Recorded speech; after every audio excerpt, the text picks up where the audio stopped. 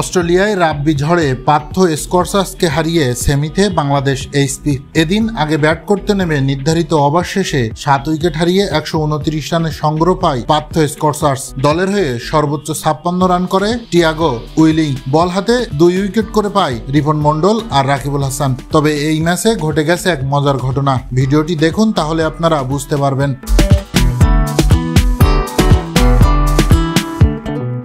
সেমিতে ওঠার এই মহা গুরুত্বপূর্ণ ম্যাচে জবাব দিতে নেমে শুরুতেই পার্থ স্করসাসের বোলিং তোপে চাপে পড়ে বাংলাদেশ এইচপি। তবে শেষ দিকে মাহফুজুর রহমান রাব্বির 13 বলে 33 রানে ভর করে 3 উইকেটের জয় নিয়ে মাঠ ছাড়ে বাংলাদেশ এইচপি। এই জয়ে টপ ইন টি-20 সিরিজের সেমিতে উঠে গেল বাংলাদেশ এইচপি।